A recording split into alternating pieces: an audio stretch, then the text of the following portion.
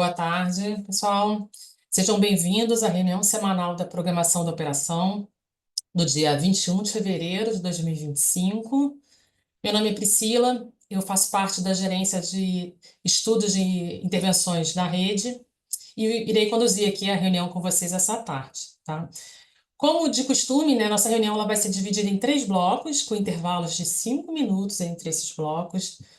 E sempre que retornar, eu vou responder todas as perguntas que foram enviadas pelo nosso chat, tá? E a gente sempre, né, dá referente ao bloco anterior, a gente inicia então respondendo.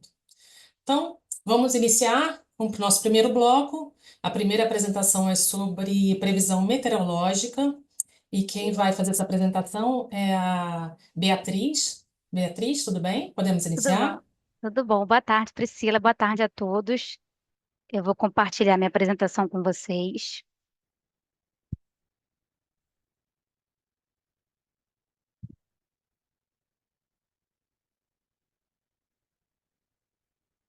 Então, começando aqui a apresentação da previsão meteorológica. Primeiro, falar dessa semana, que essa semana uma frente fria avançou aí pela região sul, provocando precipitação nas bacias dos rios Jacuí, Uruguai e Iguaçu.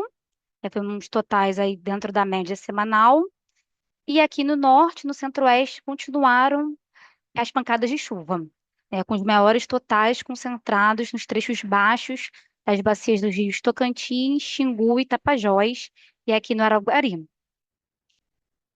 E aqui o sudeste e o interior do nordeste permaneceu seco essa semana, tirando aí o Tietê, que tiveram algumas pancadas isoladas. E aí, em relação à média da radiação solar, o predomínio de céu claro no sudeste e centro-oeste, aqui no sul, no sudeste, centro-oeste e no nordeste também, né? E aqui no sul, a média da radiação solar diminuiu em relação à semana passada. Semana passada teve o predomínio de céu claro, essa semana, com o avanço da frente fria, a nebulosidade aumentou, ocorreu precipitação, aí teve essa redução aí da média da radiação solar. E as temperaturas, né? A temperatura máxima, que é o destaque de fevereiro, né? Essa semana, com o avanço da frente fria, a temperatura diminuiu no Rio Grande do Sul. Aqui em Porto Alegre, a gente agora está apresentando essas máximas absolutas. Então, dessa semana foi menor do que foi observado na semana passada. Agora, nos demais estados do Sul, as temperaturas máximas ficaram estáveis, né? Com as máximas absolutas também estáveis em relação à semana passada. E o Sudeste também permaneceu calorão, né, com a máxima aqui elevando, a máxima absoluta elevando aqui no Rio de Janeiro. Essa máxima foi registrada pela rede da Prefeitura do Rio. Então, essa semana foi mais elevada do que na semana passada, né? E aí, a previsão para a próxima semana, a previsão de precipitação, desculpa, eu passei mais o slide. É, a precipitação diminui na região sul, principalmente ali no Rio Grande do Sul. Área de estabilidade provocam pancadas de chuva ali no Paranapanema e no Tietê e pontos isolados do Iguaçu, mas é um total previsto inferior à média semanal. E no norte, no centro-oeste, continua essa condição de pancadas de chuva, com os maiores totais ainda concentrados, né, como é típico dessa época do ano, aqui no trecho baixo do Iguaçu, do Xingu e do Tapajós. Então, a condição de chuva para a semana que vem é semelhante a essa semana, né, com a diferença que o sul seca mais, né?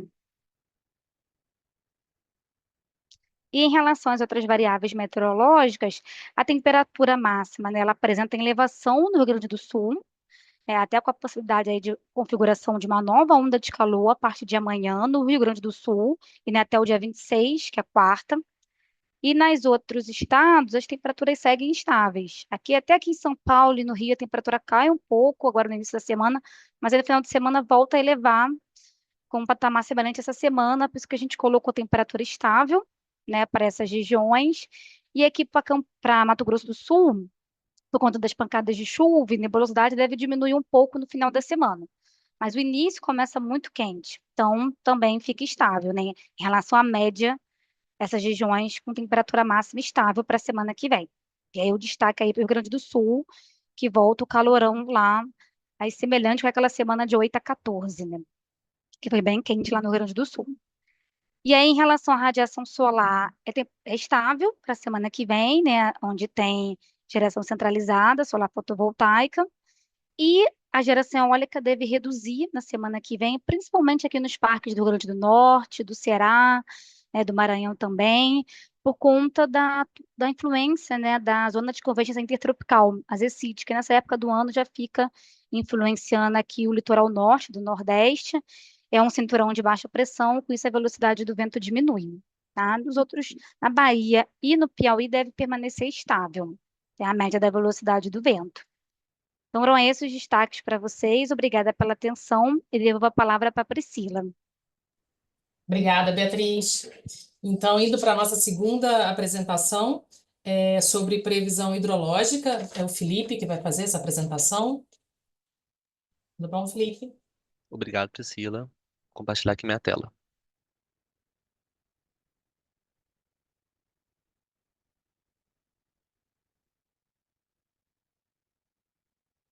Imagino que já estejam vendo, né? É, Boa tarde a todos os presentes. Eu me chamo Felipe Miranda. Eu sou engenheiro aqui de recursos hídricos no ONS e vou apresentar a previsão de vazões da revisão 3 do PMO de fevereiro.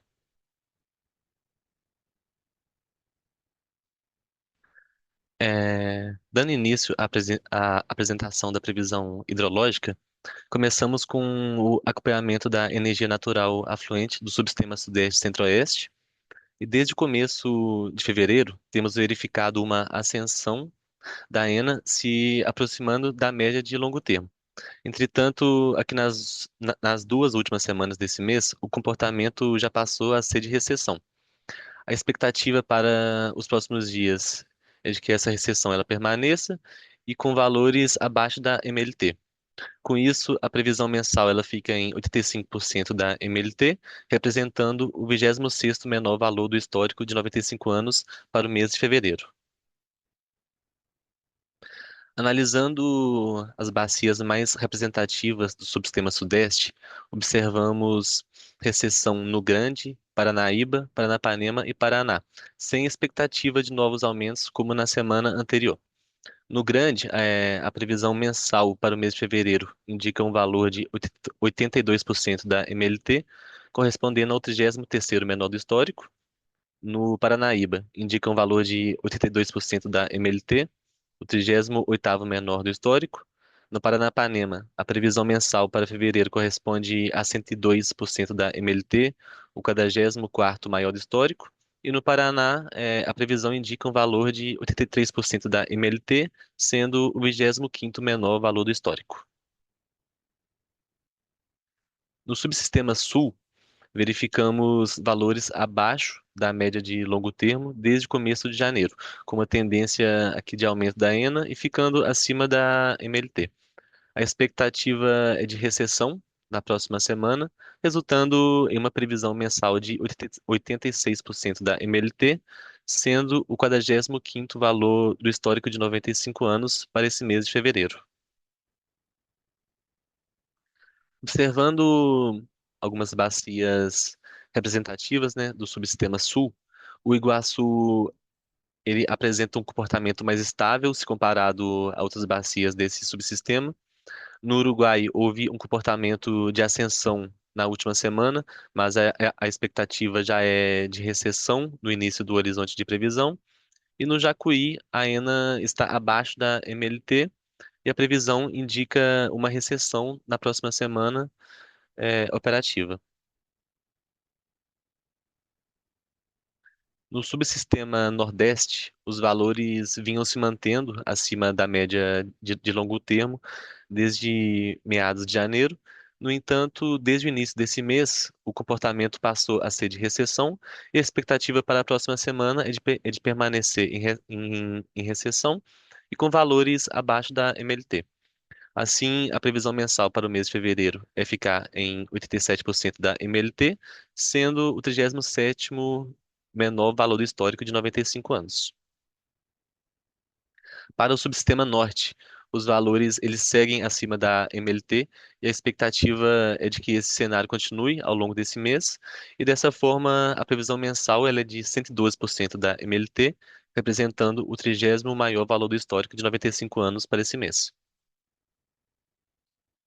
Na bacia do rio Tocantins, os valores eles estão abaixo da MLT e a expectativa é de estabilidade seguido de um leve aumento nessa próxima semana.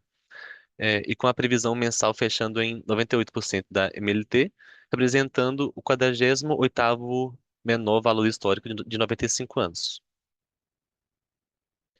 É, agora podemos ver de forma espacial a distribuição das previsões das ENAs nas bacias do Sim, né? É, Aqui nas regiões mais ao norte do país, as previsões elas estão na média ou acima da média, com destaque na bacia do Xingu, que está entre 120 e 160% da MLT. Já as bacias do Paraná, Sul e Nordeste apresentam-se as ENAs abaixo da média.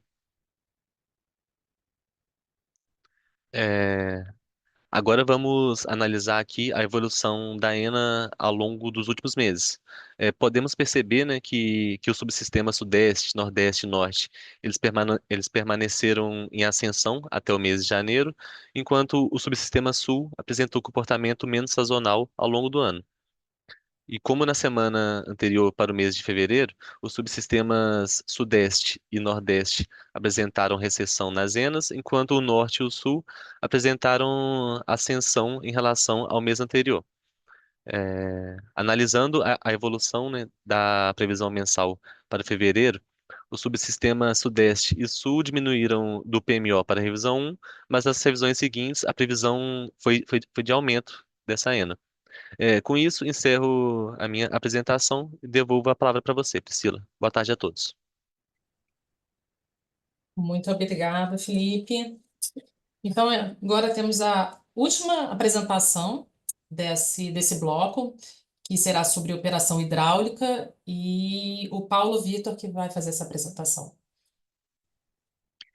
Muito obrigado, Priscila. Boa tarde a todos que nos acompanham. Dando início, então, a essa breve operação sobre a operação hidráulica.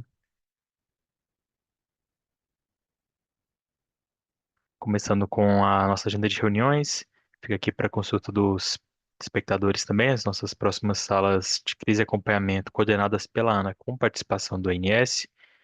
Né? Desde nossa última encontro aqui na reunião semanal da programação, teremos então algumas novidades sobre o que aconteceu nas salas das bacias do Rio Paranapanema e do Rio Tocantins, que aconteceram nessa semana. As demais devem acontecer, algumas ainda ao longo desse mês de fevereiro, como a sala do Paraguai, que acontece nesse momento, onde as demais devem acontecer também ali mais para o mês seguinte. E começando aqui com a sala do Rio Tocantins, que aconteceu no último dia 18, o destaque dessa sala fica aqui por conta, então, da política de operação simulada aí da questão de armazenamento para o reservatório de Serra da Mesa. Simulação essa que considerou até o horizonte ao final do mês de março, utilizando, então, dois cenários de precipitação, que se transformaram, então, em vazão a partir do modelo SMAP ONS. No cenário inferior, temos uma condição que corresponde a cerca de 57% da média de longo termo para o período, para a janela, enquanto no cenário superior, apenas 68%, com um ligeiro estreitamento, né, entre esses dois cenários aqui simulados, devido à ausência de prestação significativa na bacia ao longo dessa janela aqui simulada. E com isso, com a prática de geodefluência ainda minimizada próximo aos 300 metros cúbicos por segundo para a Serra da Mesa nesse horizonte, partindo de um armazenamento de cerca de 68%, o reservatório alcançaria algo em torno de 72,5% no início de abril, no cenário inferior, e cerca de 73,9% no cenário superior, com níveis bastante confortáveis de armazenamento para o reservatório de Serra da Mesa.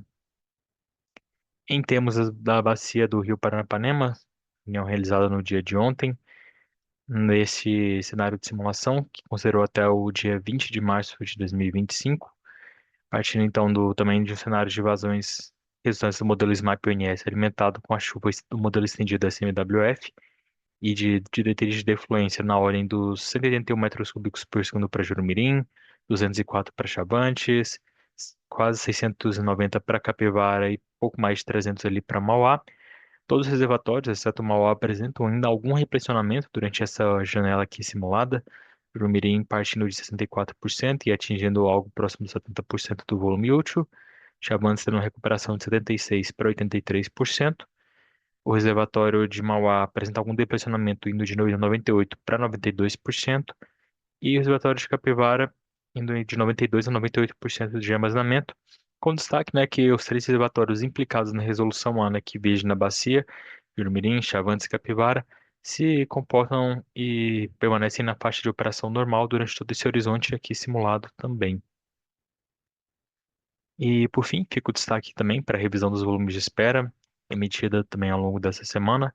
Revisão essa que contemplou o horizonte desde 20 de fevereiro até o dia 4 de abril de 2025.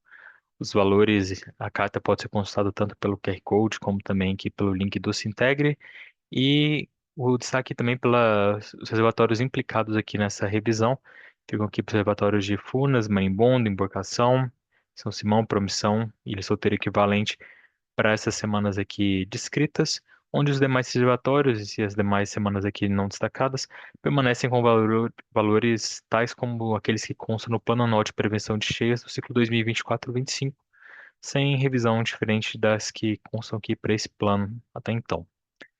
E era esse os principais destaques da operação hidráulica. Priscila, agradeço pelo espaço e lhe retorno a palavra.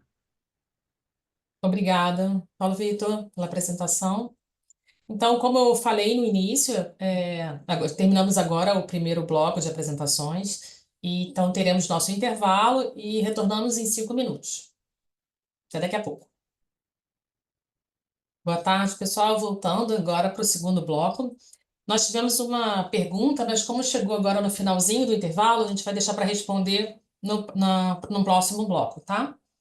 Então, seguindo com as nossas apresentações, vamos para a apresentação da previsão de carga para programação diária e acompanhamento diário e semanal. Quem vai fazer essa apresentação é a Paloma. Boa tarde, Paloma, tudo bem? Boa tarde, Priscila. Vou compartilhar minha tela.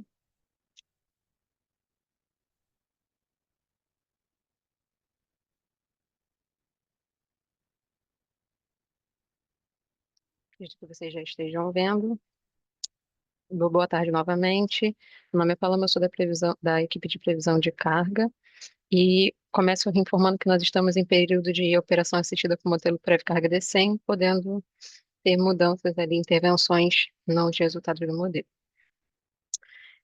Começando com os resultados para o subsistema Sudeste Centro-Oeste, essa semana tivemos um bom resultado na previsão. Segunda e terça-feira, o pré-carga D100 não acompanhou a elevação de carga por conta da elevação de temperatura. Inclusive, tivemos um recorde instantâneo no dia 18. Devido a esse comportamento da carga e a sinalização da manutenção das temperaturas elevadas em São Paulo e no Rio de Janeiro, São Paulo, Rio de Janeiro e Minas Gerais, desculpe, houve necessidade de intervenção para o dia 19, em que as previsões de carga foram ajustadas com base na indicação meteorológica e seguimos os modelos que indicavam as cargas mais elevadas para o dia. Com relação às métricas da semana, o MAP dos desvios semi-horários foi de 2,3%. Desculpa, não estou conseguindo ver a minha tela. O MAP dos desvios horários foi de 2,23%. O percentual dos desvios horários menores que 3% foi de 73%. Passando para o sul, que possui uma carga um pouco mais volátil, a sua previsão de carga foi superestimada por conta de uma frente fria na região. O modelo não acompanhou o comportamento e não houveram intervenções. A carga no sul só começou a retomar o seu patamar no fim da quarta-feira, o que gerou um desvio na quinta. Com relação às métricas o MAP dos desvios semi-horários foi de 5,11% e o percentual dos desvios foi de 46%. Passando para o subsistema Nordeste, nós tivemos uma excelente semana de previsão. O MAP dos desvios semi-horários foi de 1,56% e o percentual dos desvios horários menores que 3% foi de 88%. No subsistema Nordeste, nós também tivemos uma excelente semana de previsão. Não houveram intervenções nem no subsistema Nordeste, nem no subsistema Norte. E o MAP dos desvios semi-horários do subsistema Norte foi de 2,17%. O percentual dos desvios horários menores que 3% no PDP foi de 74%. Finalizando com o Sistema Interligado Nacional, que é grandemente impactado pelos resultados do subsistema Sudeste, Centro-Oeste e Sul, tivemos um excelente resultado com o MAP dos desvios semi-horários de 1,44% e o percentual dos desvios horários menores que 3% de 91%. A única intervenção que ocorreu nessa semana foi no subsistema Sudeste, Centro-Oeste, como eu já havia informado, foi no dia 19 de fevereiro. Com isso, eu termino a minha apresentação e agradeço a atenção de todos. Obrigada, Paloma. Então, seguindo para a nossa segunda apresentação, o bloco 2 é sobre a previsão de carga para o PMO, revisão semanal, com a Geisa. Geisa, tudo bem? Boa tarde, Priscila. Boa tarde a todos. Vou compartilhar minha tela.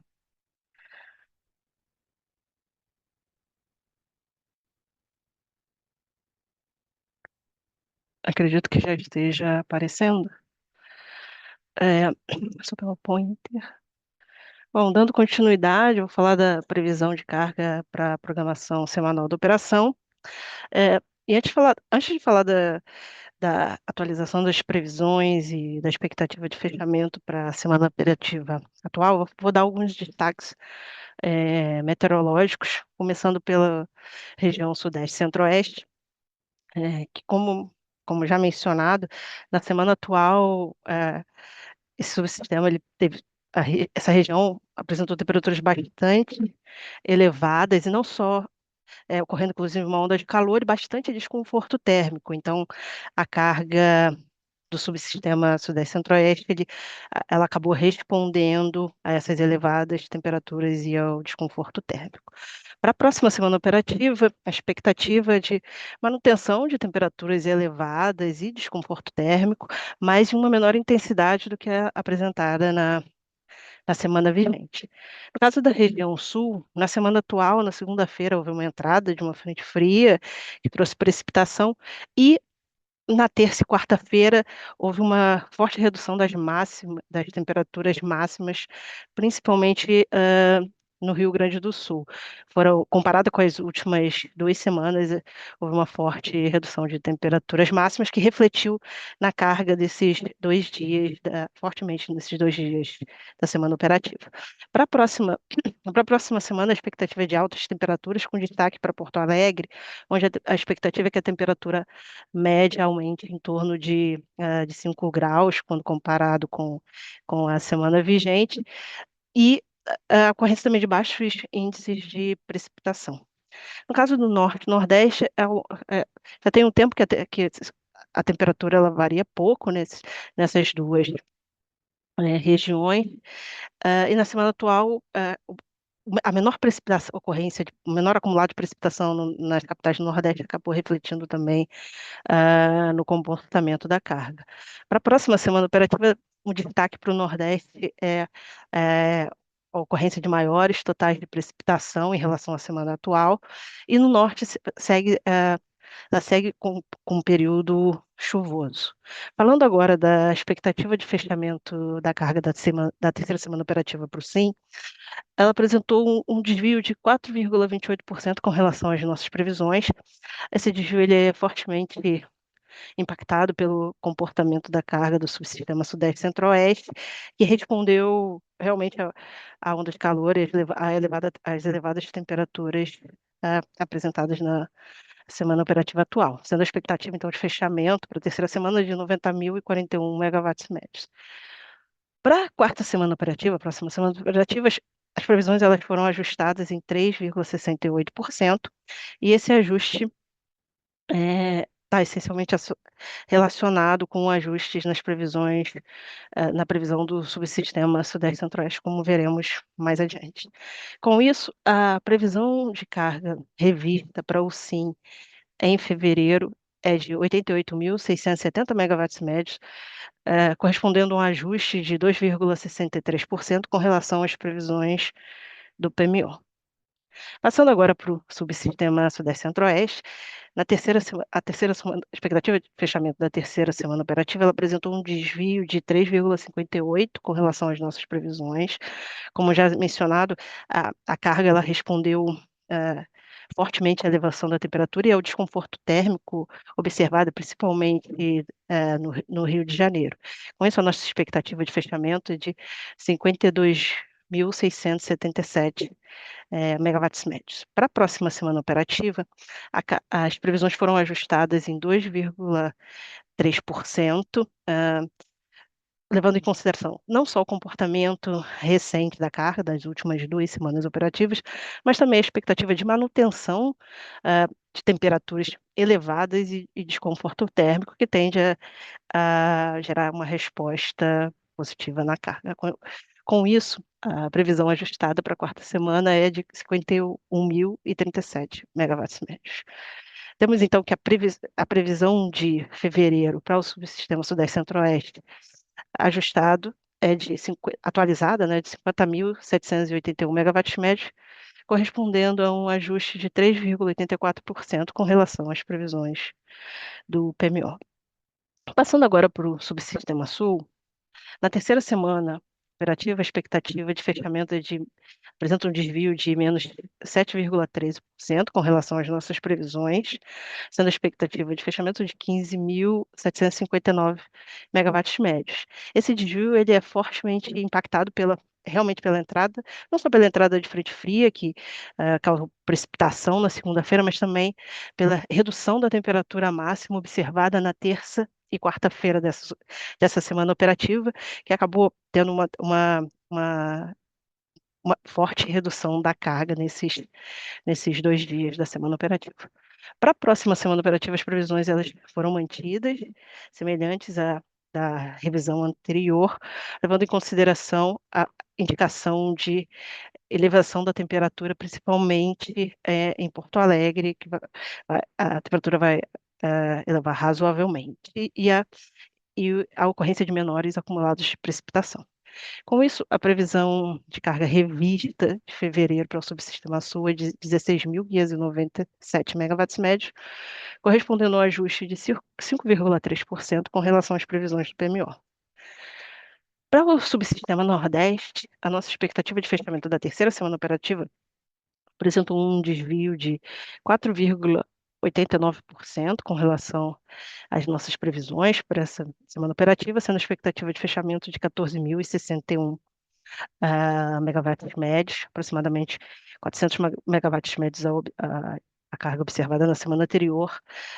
E esse desvio ele é fortemente impactado realmente pela redução do acumulado de precipitação no Nordeste e também já o início de um fluxo turístico, à medida que vai se aproximando do Carnaval, o fluxo turístico para a região Nordeste ele tende a aumentar e impactar de certa forma a carga. Com isso, para a quarta semana operativa, as previsões foram mantidas,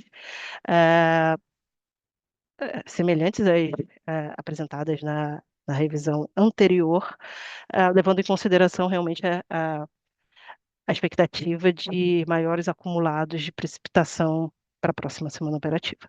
Com isso, a previsão de carga revista para o subsistema Nordeste em fevereiro é de 13.670 megawatts médios, correspondendo a uma variação, um ajuste, né, de menos 1,26% com relação às previsões do PMO.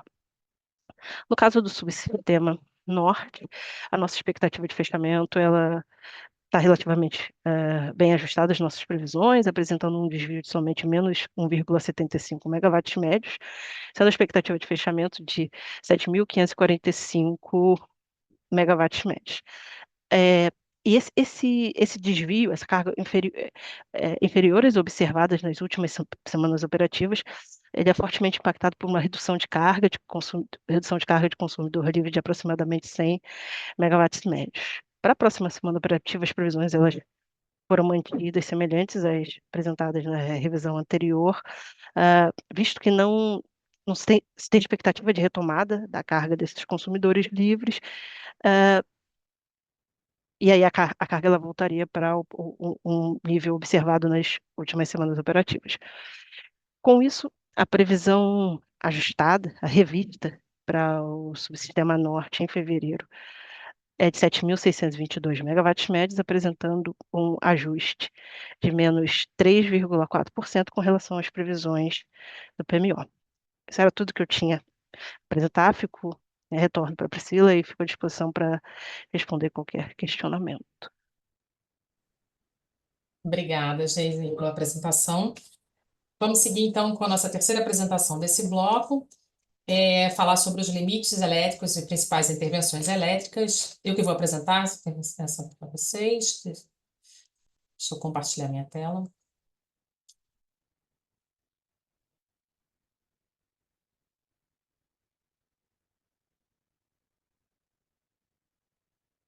Então, vou tratar sobre os limites elétricos de impactos na programação e as principais intervenções com as restrições eletroenergéticas. Então, primeiro, falando aqui sobre a área Goiás-Brasília, teremos um desligamento da linha Serra da Mesa Samambaia, circuito 3, e disjuntores de ambos os terminais. Esse serviço será no dia, iniciar às 5 horas do dia 22, no sábado, até às 6 horas do dia 24, segunda-feira. E a atividade é para substituição de cadeia de proteção na linha, né?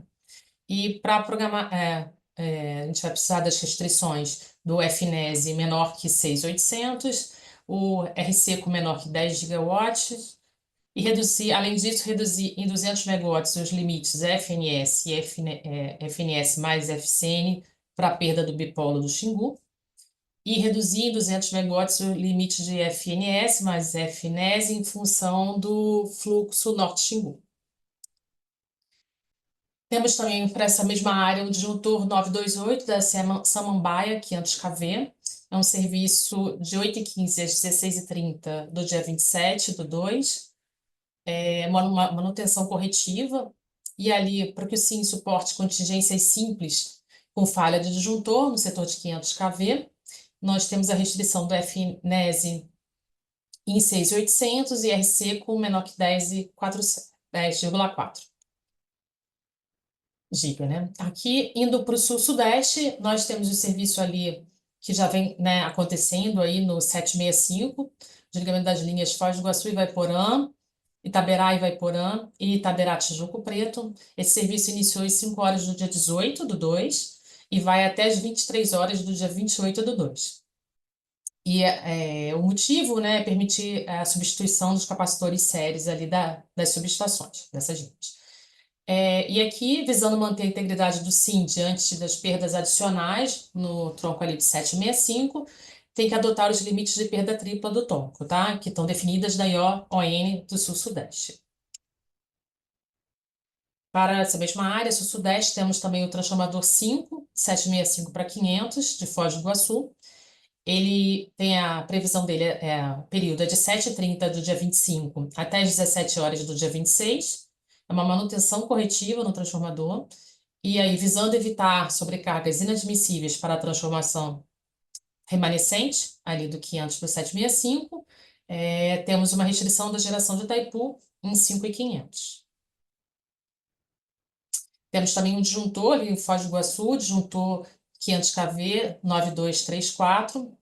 Ele vai ficar em um serviço diário de 7h40 às 16h20, nos dias 27 ao dia 28, uma manutenção preventiva ali no disjuntor, e visando evitar sobrecarga inadmissível para os circuitos remanescentes da Itaipu Foz, diante da perda, né, dos circuitos 1, 2 ou 4, seguida de falha do disjuntor, nós temos a restrição ali da geração de Itaipu em 5.200. Aí, indo para a área norte e nordeste, nós temos um disjuntor 9822 em Serra da Mesa, uma manutenção preventiva nesse disjuntor. Ele é um serviço diário de 8h05 às 15h55, dos dias 24 e 25/2. E para que o sistema suporte contingências seguidas de falha de disjuntor, nós temos aí um FNES menor que 3.500. Agora, indo para a área Rio de Janeiro e Espírito Santo, nós temos um serviço no esquema de perda dupla da SE São José. Ela será no domingo, 23/2, de 9 às 15 horas. Eles vão fazer uma pesquisa nos cabos do novo painel do esquema para normalizar o canal de comunicação ali via 138 Cascadura Triagem. E ali, as consequências, né, para evitar o risco de perda de carga descontrolada em caso de perda dupla ali do 500 kV de Adrianópolis e São José Nova Iguaçu, temos ali que manter o Termorrio maior que 650 megawatts e a Ilha dos Pombos maior que 50 megawatts. Agora, indo para o elo de corrente contínua, tem um serviço aí sem desligamento, mas com risco ali nos conversores de Ibiúna. É um serviço no domingo, de 0 às 6 horas da manhã, uma manutenção preventiva ali no esquema especial de isolação forçada. E para que o sistema suporte contingências no elo, vamos precisar manter o elo menor que 1.500 megawatts e o FNS em 3.000, menor que 3.000. Ainda falando sobre o elo, temos o desligamento do polo 1 de Biúna, Foz do Iguaçu. Esse desligamento é um serviço diário, segunda e terça, 24 e 25 do 2, de 6h30 às 17. Eles vão escanear a sala de válvulas e ali vamos precisar restringir o elo em 3.000 megawatts. Aí agora, indo para o polo 2 de Biúna, do polo 2 de Biúna, Foz do Iguaçu, indo agora para os dias 26 e 27 do 2, mesma coisa, 6h30 às 17, é o mesmo serviço, eles vão escanear a sala de válvulas e também a restrição ali no elo em 3.000. Então é isso, pessoal, que eu tenho aqui para apresentar sobre os limites, sobre as intervenções elétricas. Finalizamos então o segundo bloco de apresentações e vamos então para o nosso intervalo e voltamos em 5 minutos. Boa tarde, pessoal. Então, voltando agora para o terceiro bloco, vamos responder as perguntas, então, que foram enviadas para a gente. Começando aqui com uma pergunta do Alessandro Dutra, da Petrobras. Ele fala, boa tarde. Observei que a ENA, nos últimos dias, sofreu uma redução de cerca de 20% em relação ao início do mês. E a EAR subiu um pouco. Poderia explicar novamente o que motivou a previsão otimista para o fechamento do mês? Eu vou pedir um apoio aqui do Felipe para ele te responder, Alessandro. Obrigado, Priscila. Vou voltar aqui a compartilhar a tela.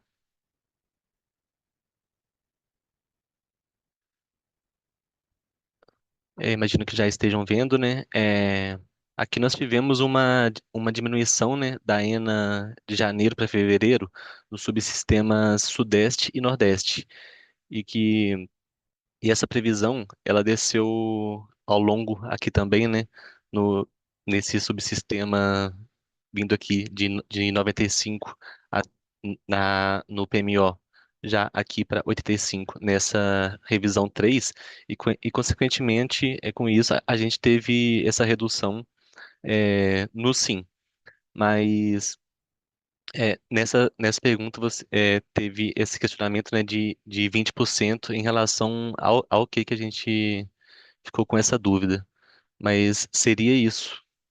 Seria essa redução aqui de 95 para 85, que isso acabou impactando também no sim. Obrigado, Priscila. Passo a palavra. Obrigado, Felipe. Indo então para uma outra pergunta, do Alessandro também. Ele fala, boa tarde, poderia repetir o número do SGI da intervenção da São José, da subestação de São José, que está prevista aí para o dia 23 do 2? Eu vou compartilhar com você, Alessandro, não sei exatamente se você queria só ver o slide. Só um minuto.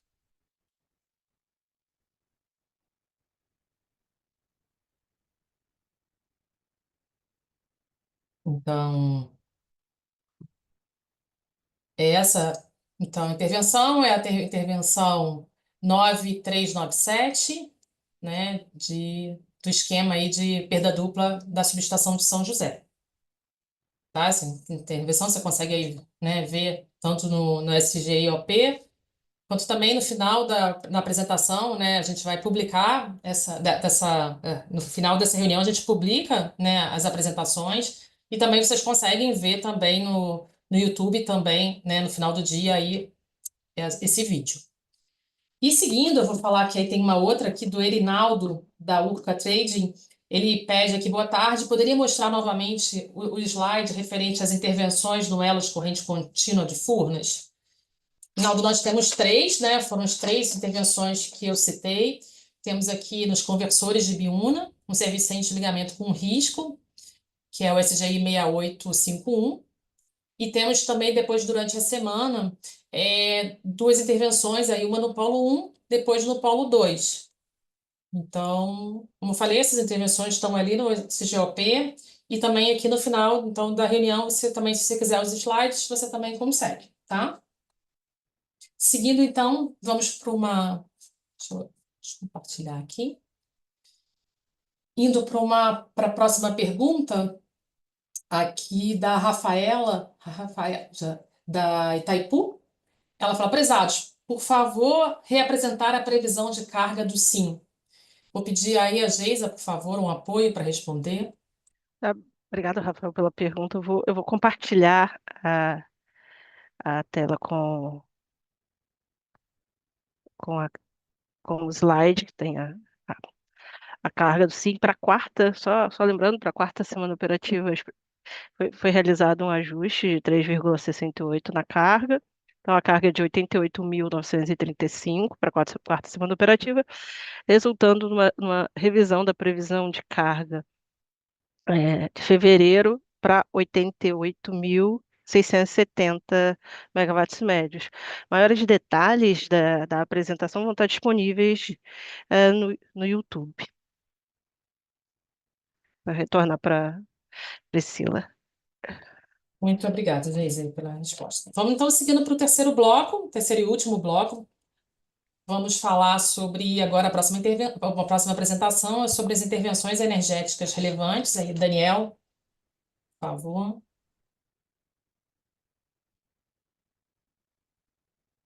Boa tarde, Priscila. Boa tarde a todos e a todas que estão nos acompanhando. Vou dar início, então, à apresentação da gerência de programação mensal da operação, com as intervenções energéticas relevantes, lembrando que o nosso critério de relevância são as intervenções que alteram limites sistêmicos ou em unidades geradoras de grande porte. Para o subsistema Sudeste e Centro-Oeste, nós temos a intervenção na unidade geradora 1 da UHE Marimbondo, no período de 22 a 24 de fevereiro. Para a Cachoeira Dourada, temos o desligamento das dos dias 9 e 10 para melhoria na subestação, programada para os dias 22 e 23 de fevereiro. A unidade geradora 2 da OHF Furnas, temos uma manutenção preventiva, programada para o período de 23 a 24 de fevereiro. Já na usina de Ilha Solteira, a unidade geradora 7 para manutenção preventiva, programada para o período de 24 a 28 de fevereiro. No Rio Paraná também temos uma intervenção na UHE Jupiá, na unidade geradora 11, para uma manutenção preventiva, programada para o período de 25 a 26 de fevereiro. E por fim, no Sudeste, Serra da Mesa, unidade geradora 1, uma manutenção preventiva programada para o dia 25 de fevereiro. Indo para o subsistema Sul, temos uma manutenção na unidade geradora 2 da UHE Bento Munhoz, programada para o período de 22 a 24 de fevereiro, retornando às 14 horas da segunda-feira. Jaime Cane Júnior, temos a manutenção da unidade geradora 3, programada para o dia 23 de fevereiro. No subsistema Nordeste, na OHE Luiz Gonzaga, temos as unidades geradoras 1 e 2, parada para melhoria na subestação, programada para o dia 23 de fevereiro. E por fim, no subsistema Norte, na OHE Tucuruí, temos as paradas das dias 21, 22 e 23, para manutenção corretiva, programada para o dia 23 de fevereiro, no domingo, retornando ao meio-dia. Passando agora, então, para os resultados da revisão 3 do PMO de fevereiro, né, referente à semana operativa de 22 a 28 de fevereiro. Como pontos de destaque dessa revisão, trazemos os despachos 394, que foi a aprovação do CVU da UTE Viana, e o despacho 424, que é a aprovação do CVU da UTE Geramar 1. Para os resultados, não houve grandes variações em relação à revisão anterior. Subsistemas Norte e Nordeste seguem com CMOs nulos e descolados do subsistema Sudeste, Centro-Oeste e Sul. O CMO médio do subsistema Sudeste, Centro-Oeste e Sul é de R$ 125,38 o megawatt-hora, e os intercâmbios atingidos nessa revisão foram o Xingu Estreito Xingu Terminal Rio nos patamares de carga pesada, média, leve e estrutural, o FNS no patamar de pesada e estrutural, e o somatório, né, o limite do FNS mais NES nos patamares de carga pesada, média, leve e conjuntural. Lembrando que conjuntural são aqueles limites, né, afetados por alguma intervenção na semana vigente. Indo agora para o despacho termoelétrico, né, salientando que é apenas a título de informação, né, que isso aqui é o resultado do modelo Decomp, né, o despacho é definido diariamente em etapa de programação. Tivemos, então, um indicativo de 2.869 megawatts para o subsistema Sudeste e Centro-Oeste, 660 megawatts para o subsistema Sul, 8 megawatts para o subsistema Nordeste, 915 megawatts para o subsistema Norte, e no SIM como um todo, né, totalizando aí 4.452 megawatts, sendo majoritariamente, né, 4.376 megawatts de inflexibilidades declarada pelos agentes. Em relação às usinas que possuem despacho antecipado, né, das usinas da GNL com despacho antecipado de 9 semanas de antecedência, já estamos, então, vislumbrando a semana de 26 de abril a 2 de maio, e podemos observar, né, que o benefício GNL, tanto do subsistema Sudeste e Centro-Oeste quanto do Nordeste, né, é inferior ao CVU das usinas, né, de Santa Cruz, Luiz Oscar Rodrigues de Mello e Porto Sergipe 1. Portanto, não há, né, um indicativo de despacho antecipado dessas usinas para a semana de 26 de abril a 2 de maio. Trazendo um pouco, então, a energia armazenada, né? O subsistema Sudeste parte essa semana com um nível de 68,5%, com uma expectativa de fechamento final do mês, na semana operativa em 28 de fevereiro, em 69,7%. Na abertura de cenários do segundo mês, é esperado um valor aí de armazenamento de 80,7%, com limites mínimos e máximos entre 73,5% e 89,6%. Já o subsistema Sul parte essa semana operativa com 58,1%, uma expectativa de queda na semana operativa, atingindo no dia 28 de fevereiro 53,6%. A abertura de cenários do Sul ela é mais dispersa, né? Então o valor esperado é de 58,7% no final do segundo mês, e os limites mínimos e máximos entre 30,2% e 87,2%. No subsistema Nordeste, partimos essa semana com 79,7%, uma expectativa de pequena elevação, né, andando quase de lado, atingindo 80,8% no dia 28 de fevereiro, e uma expectativa de, no segundo mês, ter um valor esperado de 89,6%, e os limites mínimos e máximos entre 80,5% e 93,5%. Por fim, no subsistema Norte, essa semana parte com 91,3%, com uma expectativa de fechamento da semana operativa em 95,9%. Já a abertura de cenário segundo mês, né, praticamente não há abertura, né, uma tendência aí de fechamento entre 96% e 97%. Com isso, finalizo a minha apresentação, agradeço a todos pela atenção, fico à disposição para eventuais dúvidas e devolvo a palavra para você, Priscila. Obrigada, Daniel.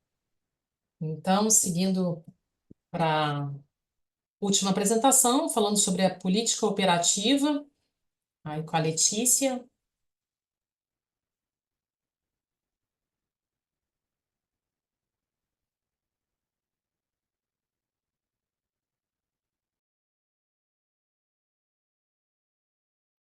Boa tarde a todos. Imagino que já estejam vendo a minha tela.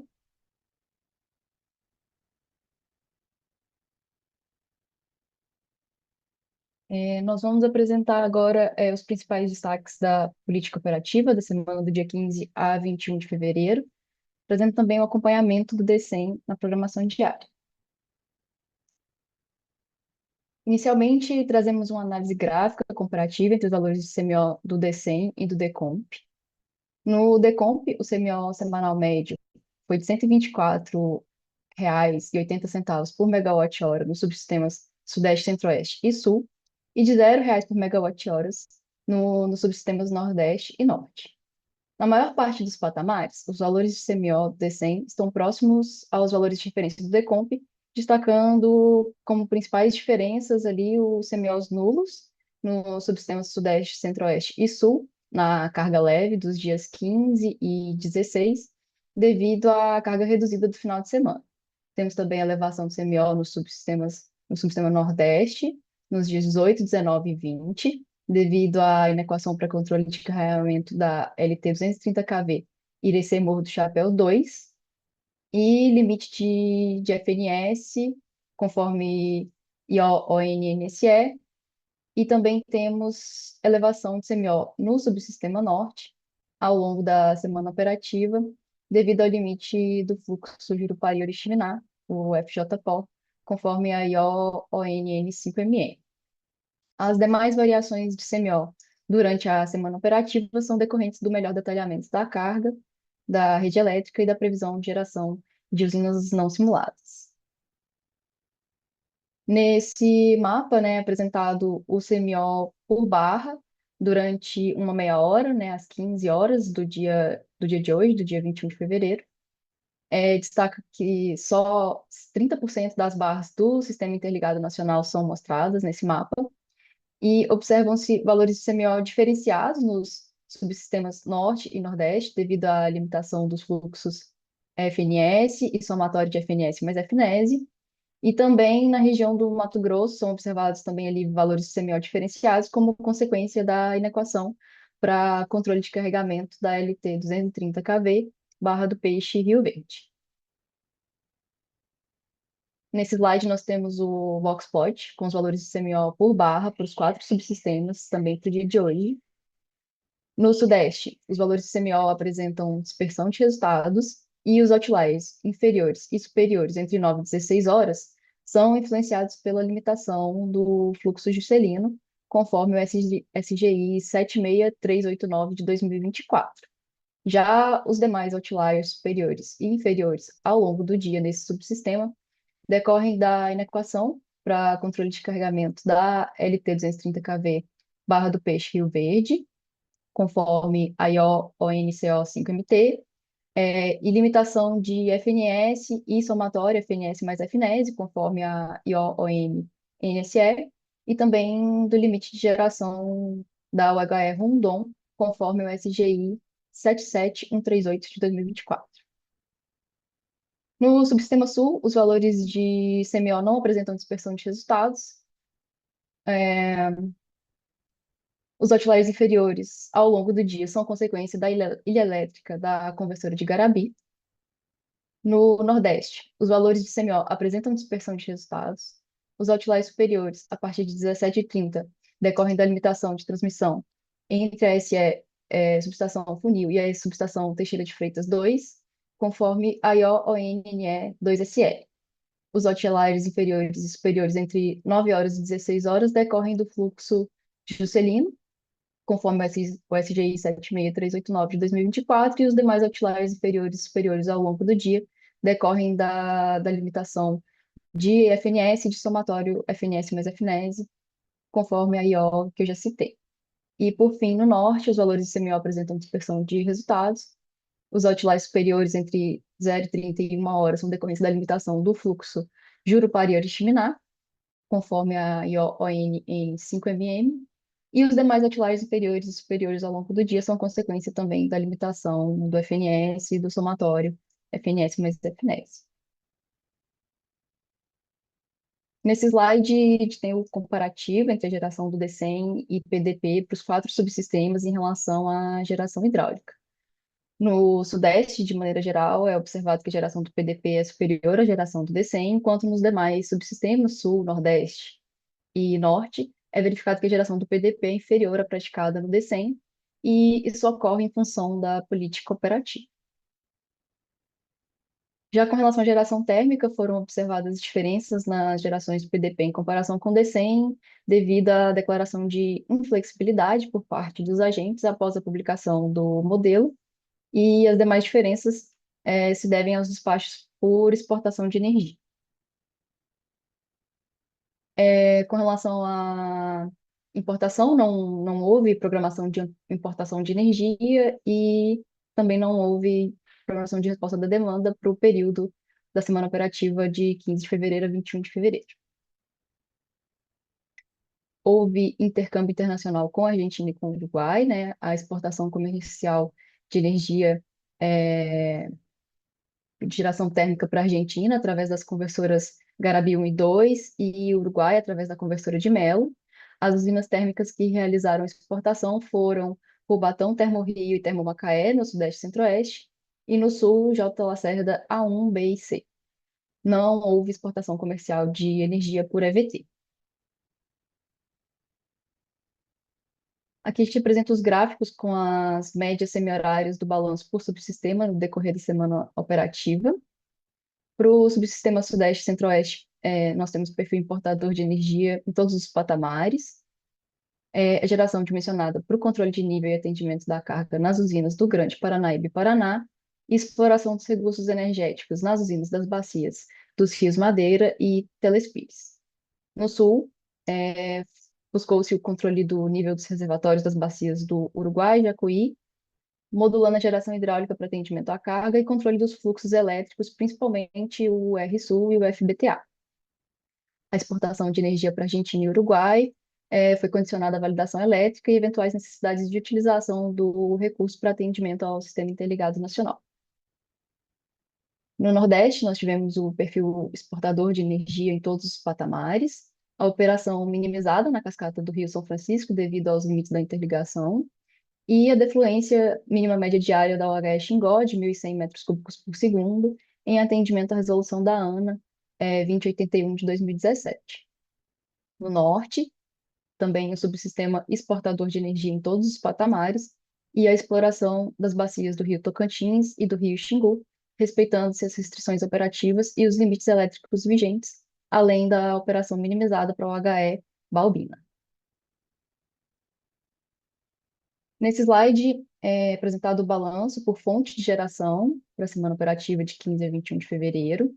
94% do despacho foi realizado por fontes renováveis, e dentre todas as fontes, 31% dessa geração é de usinas não despachadas centralizadamente, como eólicas, fotovoltaicas, PCHs, PCTs e MMGD. O montante de geração total foi de aproximadamente 800 megawatts médios, superior ao despacho da semana anterior. As maiores diferenças observadas entre as fontes de geração foram a redução da geração hidráulica em aproximadamente 1,4 gigawatts médios, elevação de geração eólica em aproximadamente 2,4 gigawatts médios e a redução da geração térmica em aproximadamente 520 gigawatts médios. Aqui nós temos a previsão de geração eólica para a próxima semana operativa. A menor média está prevista para o dia 27 de fevereiro, com aproximadamente 10,3 gigawatts médios. Com relação à importação de energia, foram recebidas as ofertas da Argentina pela comercializadora Enel. A oferta foi composta de 5 blocos, os montantes variando entre 300 e 600 megawatts médios em todos os patamares de carga. E os CVUs variando entre cerca de 595 e 1.638 reais por megawatt-hora. Todos os blocos tiveram preços inferiores aos ofertados na semana passada. E pelo Uruguai foram recebidas ofertas de importação pelas comercializadoras Enel, BTG Pactual e Volt Energy. As 3 ofertas foram divididas em 7 blocos, sendo 3 de 33 e 4 de 17 megawatts médios para todos os patamares de carga. O CVU de cada bloco pode ser visto na tabela, né, variando ali entre 401 e 2.439 reais por megawatt-hora. Todos os blocos tiveram também preços inferiores aos ofertados na semana passada. Com relação à política operativa para a próxima semana, para o Sudeste temos a utilização dos recursos das bacias dos rios Grandes, Paranaíba e Paraná, conforme a necessidade de alocação na carga e controle de nível de usinas de cabeceira dos rios Grandes e Paranaíba. No Sul, buscar o controle do nível dos reservatórios, das bacias do Uruguai e Jacuí, modulando a geração hidráulica para atendimento à carga e controle dos fluxos elétricos, principalmente a RSU e FBTA. No Nordeste, a operação minimizada devido aos limites de interligação e alocação das gerações dos demais subsistemas. E no Norte, o subsistema segue exportador de energia em todos os patamares, exploração das usinas das bacias do Rio Tocantins e do Rio Xingu, respeitando-se as restrições operativas e os limites elétricos vigentes, e operação minimizada no HE Balbino. Com relação ao atendimento à ponta de carga, né, a folga de potência monitorada fica alocada preferencialmente em usinas do Sul e Sudeste Centro-Oeste e a baixa probabilidade de despacho térmico adicional. Para a próxima semana operativa, há expectativa de ocorrer energia vertida turbinável no final de semana, nos subsistemas Norte e Sudeste, porém a exportação fica condicionada à validação elétrica.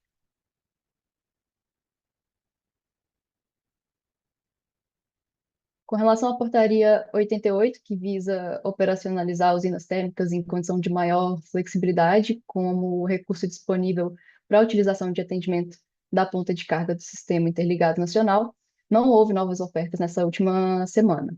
Vale lembrar que essas ofertas que estão vigentes serão utilizadas apenas no pós-D100, em conjunto com as ofertas de RD e importação, sem compatibilização para o dia seguinte no D100. As ofertas estão disponíveis na página do Sintegre, na área da programação diária. Com relação à representação das resoluções da ANA no modelo D100 para a bacia do Rio Paranapanema, Não houve alteração em relação ao apresentado na semana anterior, as usinas seguem operando na faixa normal de operação.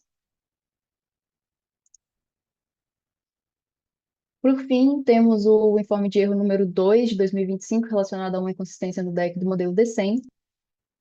Nos DECs dos dias 28 a 31 de 12 de 2024, os patamares de carga referente ao ano de 2024 foram considerados equivocadamente para os dias do mês de dezembro do horizonte de estudo, impactando no bloco RI de restrição de Itaipu e na RE 147, que representa a geração mínima de Itaparica.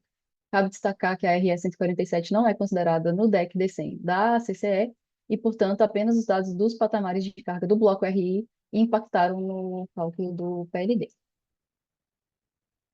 Era isso que tínhamos para apresentar. Eu agradeço o espaço e retorno a palavra para você, Priscila. Muito obrigada, Letícia. Finalizamos, então, as apresentações do terceiro bloco, né, as apresentações de hoje.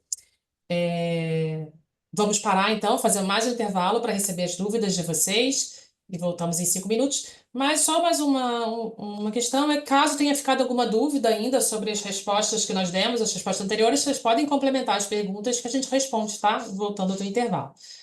Então tá, daqui a 5 minutos estamos de volta. Boa tarde, pessoal. Voltando então aqui no último bloco de respostas. A gente tem aqui uma resposta do Santiago, ali da Pampa Sul. Boa tarde a todos. A restrição da vazão a Belo Monte, amplamente divulgada nos meios de comunicação, não está sendo considerada nos modelos Decomp e D100? Qual variável predominante para o aumento do CMO nas regiões Sul e Sudeste, bem como o despacho térmico adicional em especial para a região Sul? Pedir um apoio aí do Daniel para responder essa pergunta. Boa tarde, Santiago. Muito obrigado pela pergunta. Em relação à modelagem, né, o modelo Decomp, ele não é possível modelar taxas de redução ou qualquer outra taxa de variação. Então, no modelo Decomp não foi representado, já no modelo D100 sim foi representado. Em relação à variação do CMO, né, por que que o CMO está mais alto no Sudeste e no Sul em relação ao Norte e Nordeste?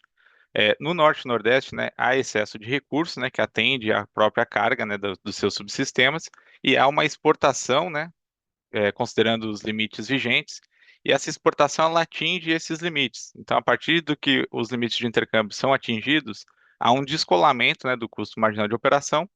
Então, por isso que o CMO é nulo no Norte e Nordeste e tem esse valor aí de R$ 125,38 o megawatt-hora, o CMO médio da semana operativa, que em relação à semana anterior, né, elevou apenas aí 58 centavos, né, já que semana passada estava em R$ 124,80 o megawatt-hora.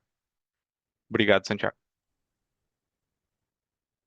Indo então agora para a última pergunta da Renê, Renê do Genco Energia.